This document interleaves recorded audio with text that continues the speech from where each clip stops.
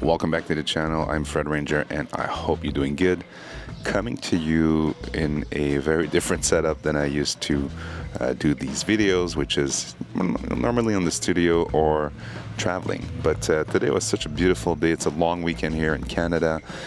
We are celebrating the Queen or the Quebec Patriots, depending on which side of the country you are. I'm in Quebec, Montreal, so I guess this is Patriot Day, celebrating the liberation of, I guess, the Quebec nation.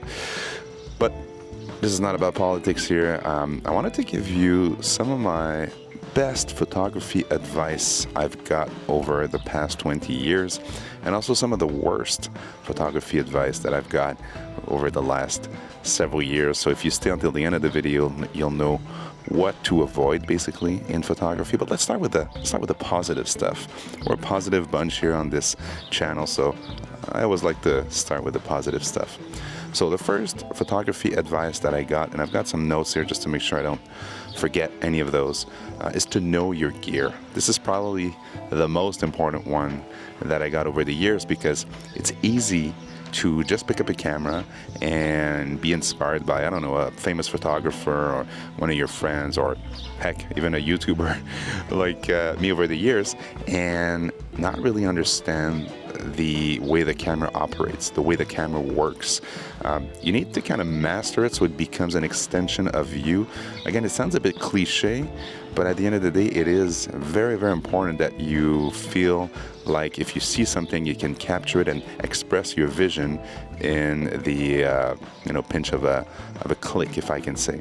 So you just have to memorize how it works, what are the quirks of the cameras, and also where are the buttons, and so on and so forth. So basically, mastering your equipment is the first advice that I think you should really, really consider when you get into photography. The second point is about light. Are you surprised? Hopefully not. Especially the importance of natural light and shooting during the preferred time of the day. Some people like a harsh light, some people like the golden hour, the blue hour.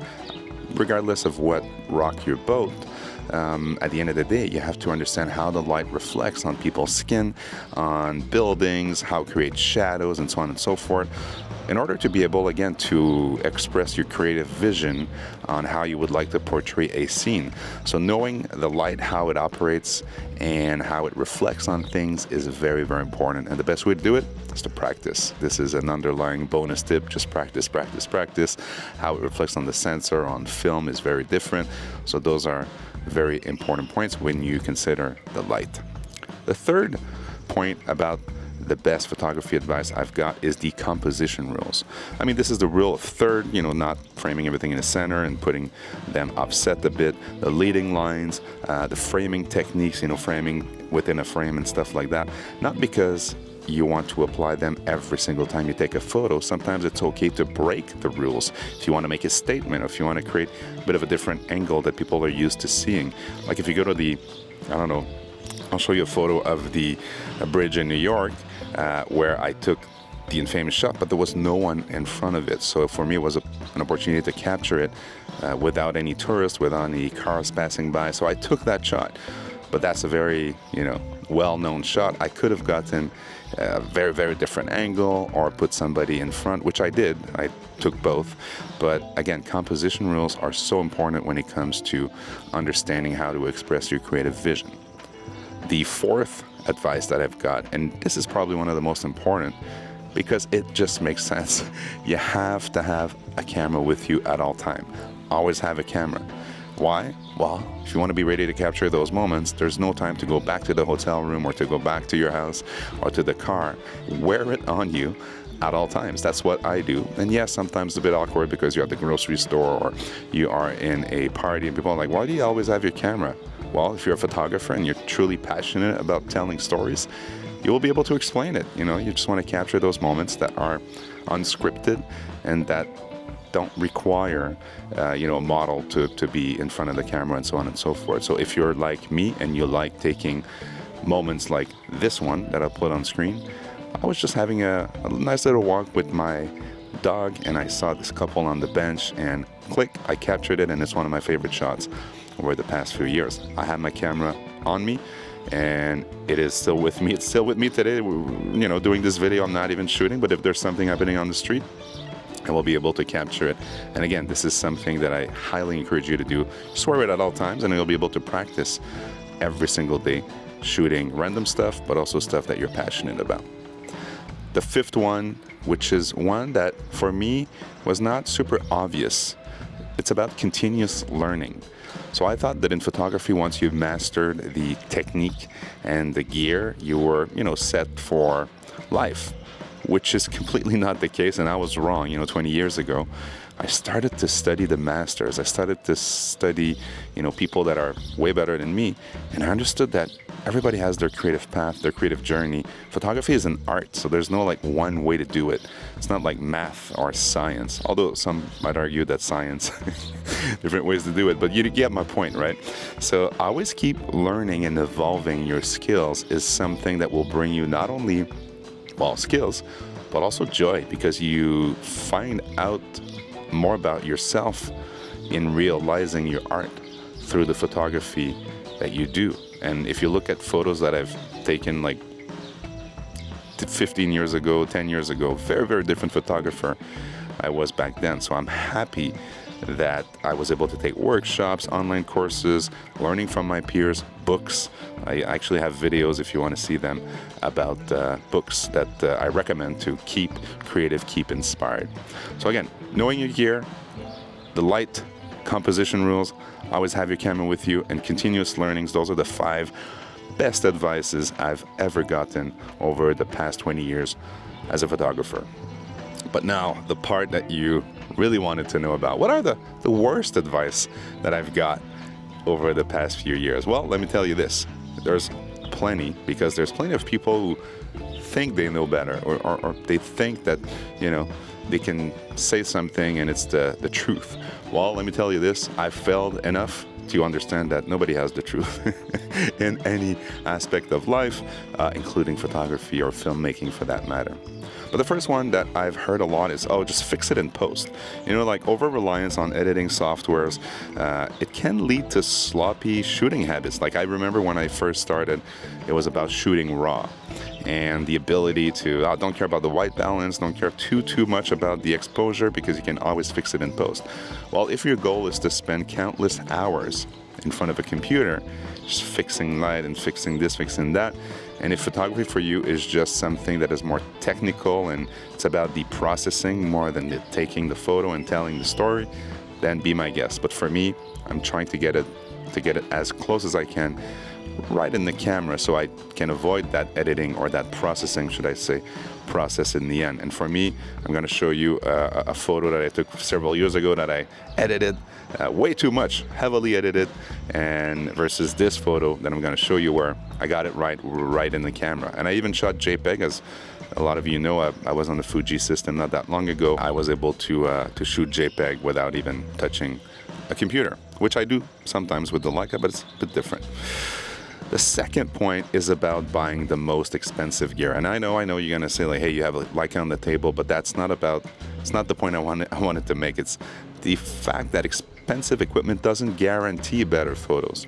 Yes, sometimes it's the tool for the job, and if you are a product photographer or a fashion photographer, you need that super high megapixel camera. Might be a bit more expensive than the one next to it that's super cheap and that doesn't have the same features. But I'm saying if you are a photographer that enjoys, like me, storytelling, traveling, street photography, and so on and so forth, any camera from the past 5 years will do the job. There's no bad cameras out there. Let me tell you this. This is something maybe understated or overstated, I don't know, but there's no bad cameras from any manufacturer. Then it becomes a preference. For me, I shoot these guys because I feel like it's an extension of my vision. It's also inspiring me to shoot more.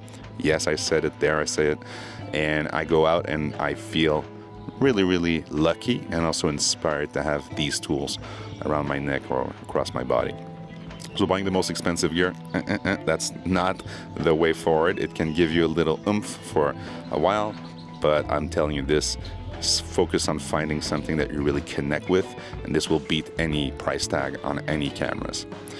Then the other one is about following the trends. And this one, I know it's a bit of a, this is the third one, by the way. I know this is a bit of a controversial one because you kind of have to follow some trends to be able to get some exposure. But again, when I go back to the masters, let's take Phil Penman as an example. Phil doesn't post depending on the trends.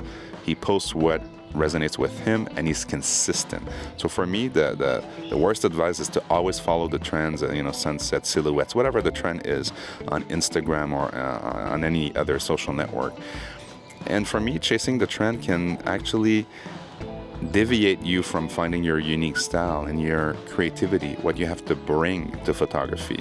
So I would highly recommend to understand the trends and see if there is a way for you to position yourself within that ecosystem, but not to follow them blindly. That's my third point about worst advice I've got. Okay, so my fourth point is about only shooting in manual mode. I understand that shooting in manual mode is very, very educational because you get to understand the triangle of photography, the ISO if you're shooting digital, or the shutter speed and the aperture. My point is also you can go to P mode or to auto mode and see what the camera does and understand that way. That's how I actually got to understand and at this point being able to shooting in manual mode. I will say this though, I am still shooting in aperture mode because that's my preferred mode when I'm walking a street and I don't know exactly what the scene will look like and the light condition would be. So I like that aperture mode because I can control the depth of field, I can tell my story, I can isolate a subject, but the camera will look at the ISO on a digital body and at the shutter speed and will adjust depending on the settings because remember, I mastered my camera and understand how it works. Depending on the settings that I've set it in. But if you only shoot in manual mode, there's other powerful modes like aperture priority that you're gonna ignore, but could be more efficient for the type of photography that you're doing. So I would highly encourage you to ignore that advice to only shoot in manual mode. Pro photographers only shoot in manual mode. You would be surprised the number of master of photography who don't shoot in manual mode. And the fifth one, this is a controversial one. I know. I want to hear what you think about it. But there's an advice out there that says never work for free. And I understand why some photographers are saying it because it can diminish the value of a working photographer, which, by the way, the job or the function of a pro photographer in 2024, I think it has changed, it has evolved since, 1999 or 2005 or even, 5 years ago. We can have a debate in the comments down below. But for me, is volunteering can be actually pretty important and significant for making connection. It's a strategic way to open doors. Maybe you do the first gig free or almost free, or you go as a second shooter, and then the next time there's an event or the next time there is, an ONG that wants to tell their story, they call you back because they know you and they know the work you're capable of producing. So I would be very, very careful in always applying that never work for free advice. It's probably one of the worst advice. I think you should consider it, again, depending on the condition. If you know that there's a business opportunity that could be subsequent to you spending some time and effort for free on a project, I would actually recommend to do it. I did it myself with some of the local commerces here in the southwest of Montreal, and then they hired me for some jobs, and I did it for some friends also, some bands also. And guess what? The next time they wanted to do a bit of a bigger project where they had where they had money, they called me back and they paid me that time around. Wow, so those are my 5. So buying the most expensive gear, fixing it in post, always follow the trends, only shooting in manual mode, and never work for free. Those are my 5 worst photography advice I've ever received. But I want to hear you out. What are your photography advice you've got and you're like, you know what?